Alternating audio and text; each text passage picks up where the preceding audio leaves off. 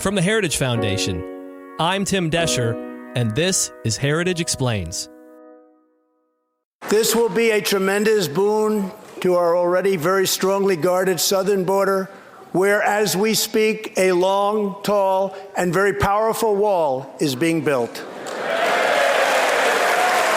We have now completed over 100 miles and have over 500 miles fully completed in a very short period of time. Early next year, we will have substantially more than 500 miles completed.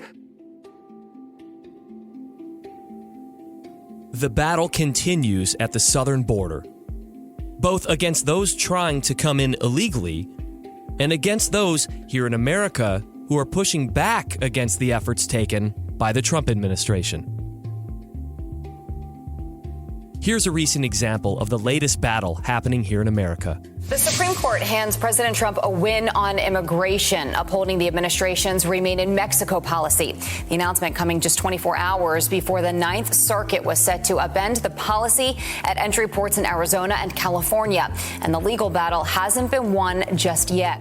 The so-called Remain in Mexico policy requires asylum seekers at the southern border to wait in Mexico instead of in the U.S. while they wait for their case to be heard. This is one of several common sense changes the Trump administration has made to enhance border security. So, where do we stand? According to the U.S. Customs and Border Protection, the number of migrant apprehensions at the southern border grew to the largest level in 12 years, with over 850,000 apprehensions in 2019 alone. That's more than double the previous year. By contrast, while apprehensions are up at the southern border, we're arresting fewer illegal aliens in the interior of the U.S. This, according to the U.S. Immigrations and Customs Enforcement, is because of a lack of manpower to enforce both the border and the interior. Another challenge, they said, is, quote, a lack of cooperation from an increasing number of jurisdictions nationwide. In addition, it's important to note that most of these people attempting to cross the border are not coming from Mexico as it has been in the recent past. Rather, they're coming from the so-called Northern Triangle nations of El Salvador, Guatemala, and Honduras. More than this, a majority of those trying to make this dangerous journey are making it a family affair rather than going solo. When folks know they can't just illegally cross the border and stay in the country, it begins to discourage people from making that very dangerous journey. Nothing baffles me with regards to the political environment anymore. If the president is for it, the left is against it. It's nowhere more evident than when you talk about border security and immigration. That's Mike Howell on a recent Fox News appearance. He's a senior advisor on executive branch relations here at the Heritage Foundation. He's also a former appointee at the Department of Homeland Security. This week, Mike brings us up to speed on what's happening at the border, including an update on the wall, and other enforcement efforts being taken to ensure that both Americans and those trying to cross are safe. Mike, we hear a lot about the border crisis, and specifically the word crisis. You know, Trump ran on that in 2016. So now that he's president, I want to just ask you flat out, is there still a crisis at the border? Yeah, there's a crisis at the border as so long as we have any illegal aliens in this country. I mean, he's done a ton working against, activists, resistance, liberal judges, against a Congress that won't lift a finger, and versus, a corporate establishment that wants the porous border and little interior enforcement to remove their supply of cheap labor. But what he has done specifically with regard to sending folks who claim asylum back to their home country if they had passed through another country, namely Mexico, to adjudicate their claim is just huge. I mean, they're sitting in Mexico and they're having their claim heard, and many of them are deciding, hey, it's not worth it. This fraud I'm seeking to do on the U.S. government to lie my way into the country, it might not work out. And they're going back, and that's great. One of the big issues that he also ran on was building the wall. So how much of that wall has been completed? I was listening to, just for context, I was listening to a show back in Michigan who they're probably center left people politically, and they were saying how nothing's really been done down there, nobody's building anything down there, nothing's happening.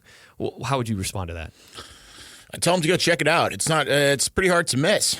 A few months back, we hit the 100-mile mark. They're aiming for 450 by the election. It's looking increasingly like they're going to get there. That's a lot of wall. Yeah. I don't know how you miss, hundreds of miles of wall, but you see what you want to see, and I just think they find it very hard to admit that the president's been able to achieve this much success, and they also find it hard to argue that we should have border security. The proposition that anyone can just come in whenever they want is not something normal Americans agree with. This is a delusion of the far left, and it's really out of touch with what these people in the country want.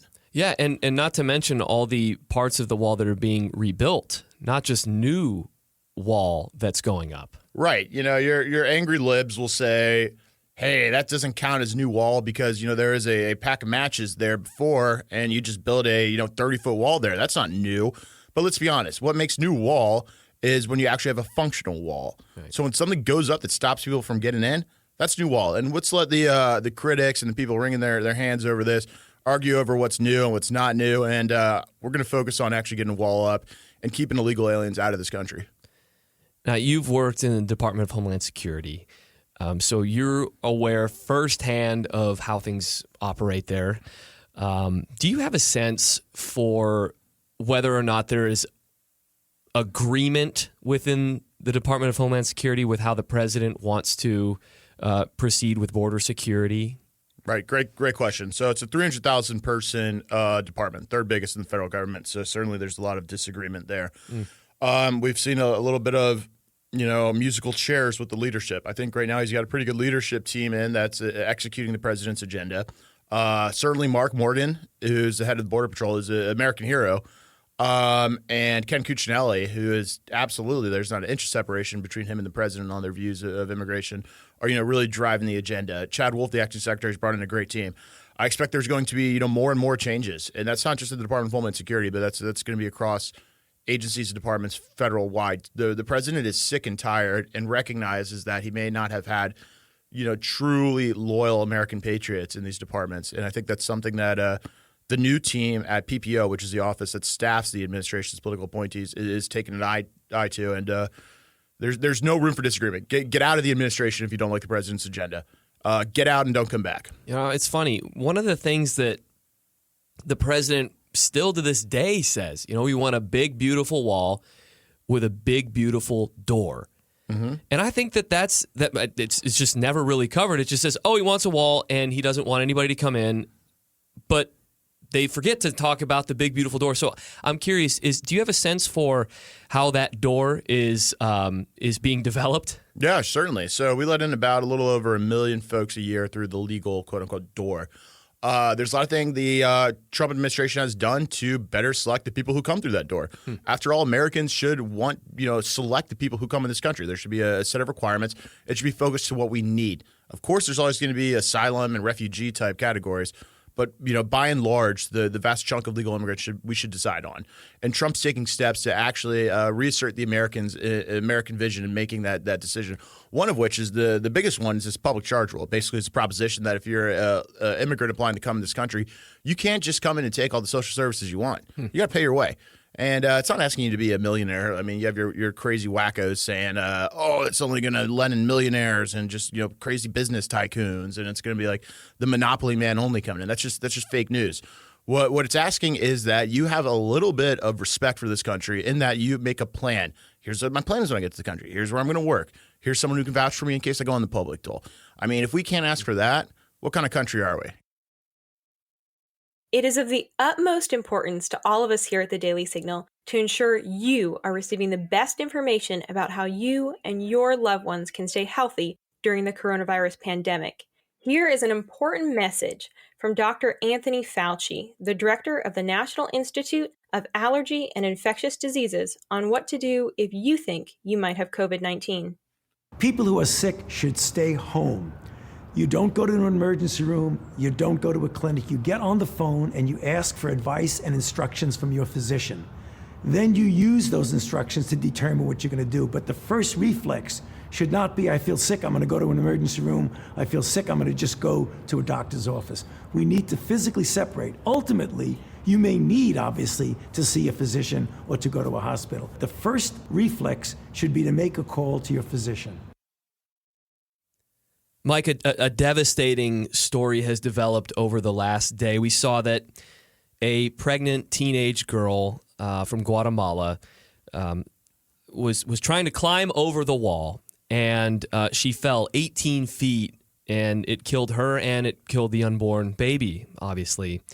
Now, these are the kind of headlines that, of course, the left will use to say, hey, this wall's immoral, it's unnecessary, people are desperate to get in here. We should abandon this and completely scrap it. Now, how do you see this? Yeah, I mean, that's just such a sad and devastating story. But from a policy angle, the solution is very clear. If you put on a green light to people to come to the country and encourage them to take a very dangerous journey, and the most dangerous part is in the wall. I mean, what happened was tragic there. But what we've seen over, we have decades of evidence of this, is that when the cartels run these human smuggling operations, they're raping people. They're killing people. They're abusing children in ways that make your stomach turn. This isn't your run-of-the-mill American-type violence. Our gangs would blush at this type of behavior. And so when you tell everyone, hey, come to the U.S., engage with these cartel smugglers, try to climb a wall and evade U.S. police, bad things are going to happen. And we need to get the message out that this journey isn't worth it. Luckily, the Trump administration is sending a lot of people back. And so we have a lot of messengers going into those local communities and saying, hey, look, I paid, I sold my house and used all my funds. I paid a cartel coyote to take me and my family. These terrible things happened. Like, I'm a shell of a person I was, when I left. Don't do it, man. It's not worth it. Yeah, and you mentioned the cartels that are bringing people to the border and encouraging these. I mean, come on. There's no way that she thought, I'm going to fall and die and I'm going to lose my baby. There's no way she thought that, because she's being told that this is how you do it. This is how you get into America. And I think that is probably one of the more also one of the devastating parts of this. Yeah, it's sad all around, and it needs to end. And those in Congress and in the media and in these NGO international leftist organizations which are driving this, make no mistake, people aren't sitting around in Guatemala coming up with this idea all on their own. Like, based on my understanding of U.S. asylum law, here's how we can trick the system. Like, the local Guatemalan attorney is not thinking of that. It's these NGOs and these leftists who are coming down, and these lawyers who are advising people on how to game the system, who are indirectly funding these cartels. And honestly, it's such a devastating and ugly thing for them to do. And then to turn around, to have the audacity to turn around and then try to blame the death of these innocent people, on, the administration or whatever the conservative they want to yell at is morally reprehensible. And we as conservatives should have more courage in calling these people out for what they're doing. They're risking human life to try to win a political game. We see all over America that certain left-leaning cities are using every sort of loophole they can find in order to let people, non-citizens, vote in their elections, which obviously starts the process of getting them on the voter rolls and things like that. Do you see any of this getting better throughout a Trump presidency, or is this just something that's going to continue to happen? Right. The bathtub's overflowing and Trump's turning the nozzle down, if you will. I see. But 1 in 10 voters in this upcoming election eligible voters, is an immigrant. Wow. Their strategy has been a success. And that waters down the American, sovereignty and the ability of Americans to decide, who they want to elect in their politics. Americans, by and large, agree they don't want more immigration into this country. Poll after poll after poll shows that Americans want control of their borders. They want control of the overall numbers of people coming in, and they want to decide that themselves. The problem is this country's been hijacked by this far left agenda, and we have a paralyzed political system which will pass no legislation to fix it. And you ask, why no legislation? It's obvious. If you're on the far left, why change a thing? This is working out great. Inaction is the best thing they can do. Talk more, not about the wall, but what else is happening on the southern border to prevent and to stop people from illegally crossing the border? Right. So there's the biggest thing is this Remain in Mexico program, which you may hear a lot. It's also called MPP, but it's basically the system in which people applying for certain claims have to adjudicate their claim in Mexico. So it's the biggest legal thing that we're doing. Because beforehand, guess what? You just come into the country, you make your claim, then you sit around and wait and get all sorts of other reasons to remain in the interior. And then we have a absolute handicapped Immigration and Customs Enforcement, ICE, who only removes about 250,000 people a year. We haven't counted how many illegal aliens are in this country. Everyone's just guessing. And guess what? The numbers stayed the same according to the quote-unquote experts for the last, couple decades of 12 million. If you believe that, I don't know what to tell you. 400,000 birthright citizens are added each year. Those are children of illegal aliens, 400,000. Wow. If you're in a small town in America that's around that size, imagine that. Your voice, your town's cumulative voice in this country is replaced each year by 400,000 additional voters who are children of people who broke our laws, who are trespassers in this country, who have no legal right to be here. And we're rewarding them with the greatest prize in all of human history. That's citizenship in the United States of America. And we're giving it away for free. And that should offend every last person in this country, especially those who, don't want to see an absolute far left takeover and this just turn into a third world country. Let's look to the future here. What do you see can be one of the best things the Trump administration could do while they're in office? Is it continuing to build the wall, or is there something else that they can pursue as well? Right. So there's two fronts I think of this. One is what we're doing on the border. The Remain in Mexico program and the wall and stopping people from getting in the first place is huge. Because once they're in, you got a removal problem and you have very limited resources. So I get the administration A+ on what they're doing down at the border. Now you have the problem of what to do with everyone already in the country. These millions and millions. Let me tell you a quick stat here. There's 1 million people in this country legally who have gone through the entire legal process we afford to them and have been adjudicated to be removed. 1 million fugitives from ICE. Wait a minute. So they've gone to immigration court. They've been told, get out of the country. Yep. And they're still here. 1 million people. 1 million people. Holy moly. And so you have all these, liberal wackos saying abolish ICE. My response is, heck, there's barely that even much ICE in this country. If we got 1 million people, if you went out and you and I had a big old night and got a DUI and broke into a bank and did all this stuff, and woke up with a warrant for our arrest. Let's not do that. Yeah, let's not do that. But you know where we'd be the next night? Yeah. You and I would be sitting in a jail, humming along, playing the harmonica. That's not the case for them. And it's a joke. So we need to match and rev up the ICE resources to match the threat of illegal aliens in this country. We, as conservatives, we believe in the rule of law. We believe in consequences for those who break the law. Those consequences need to apply to every single illegal alien in this country. So what the Trump administration can do a better job, and they're very limited by the resources given to them by Congress, but they need to make the case that they need to have the funding and the personnel to meet the threat of these folks in this country and get them out. And they got to go home. Well, Mike, I'm looking forward to continuing to have this conversation with you. And I'm also looking forward to learning how to play the harmonica outside of jail. Yes, yes. Thank you so much for coming in. Yep, bye-bye. And that's it for another episode of Heritage Explains. Thank you so much for listening. Go ahead and log on wherever you listen to your podcast, give us a 5-star rating, or leave us a comment. You can also send us an email at managingeditor@heritage.org. That's managingeditor@heritage.org. You've heard it before, you know it, so do it. We can't wait to hear from you. We'll see you next week with a brand new episode. Heritage Explains is produced by Michelle Cordero and Tim Desher, with editing by Thalia Rampersad.